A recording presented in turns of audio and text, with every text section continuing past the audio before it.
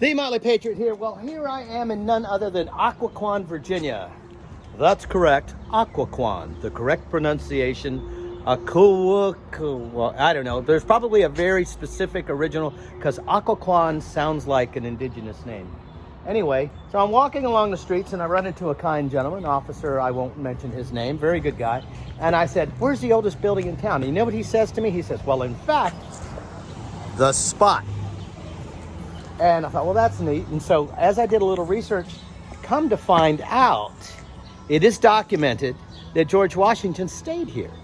So in the tradition of the Founding Fathers, I do believe it is time, my good man, for some delicious libation.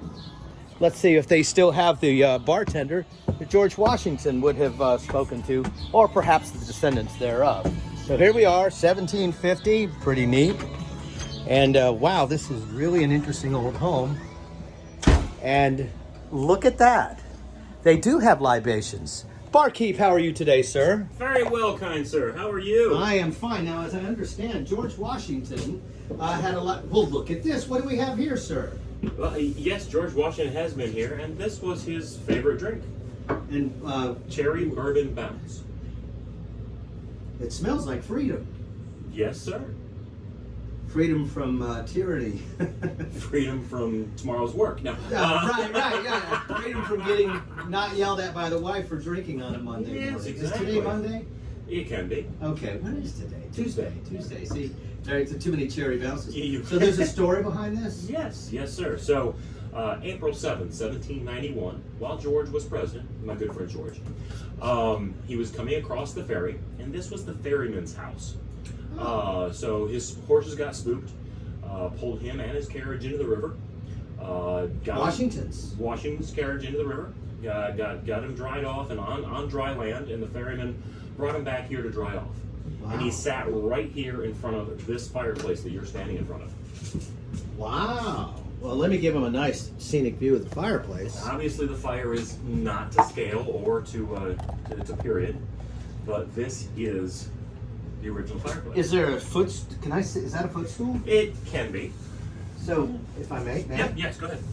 So, as you're telling me, I am sitting in the very spot Mm-hmm. where George Washington Correct. would have dried his clothes off from this fire. Correct. Now, I understand there was a letter written that sort of spoke to this occasion. Yes, George was very good at thanking his constituents and staff and anyone that helped him along the way. And so there's a letter in the National Archives or a museum that speaks to exactly that. He thanked the ferryman for his hospitality, thanked the ferryman's wife for her great libation, and this cherry bounce became his favorite spirit at the time. And he may have even taken inspiration or this recipe with him when he started his distillery up at Mount Vernon. Now, was he kind enough to pay patents royalties to the fine? I have no idea on that, but we just find it a very, very interesting story. Because he was big into intellectual property too. Mm-hmm. He was responsible for some of the patent approvals and all. That's how he developed the extra fine method for his mill, where he developed cake flour that was so fine because they cooled it between grinds. Oh, okay. And this came across his desk, and then he licensed it. Next thing you know, you talk about George Washington, the entrepreneur, and you mentioned that he opened up a distillery. Correct. He also was selling a very, very desired cake flour that shipped overseas. Okay. So I guess George Washington was smart enough to know where to get a libation. Yes. And we'll do some more on this. And can I ask what's in this? But you'd have to kill me. No, not really. But bourbon, we actually are using this recipe for our bourbon cherries. We steep our cherries in bourbon and cherry juice and use that for our old-fashioned cherries for other libations. I can't speak to the bourbon itself. I'm more of a purist. I drink bourbon straight versus with cherry juice. But this was George's favorite drink, This apparently. almost tastes like a cherry Coke for adults. Oh, that's darn scary then. Well, thank you, my good You are friend. very welcome, sir. And allow me to get out my. Yeah. Oh, wait a minute! I forgot my wallet.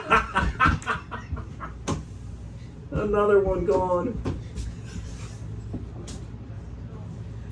That should work out well. Good, good.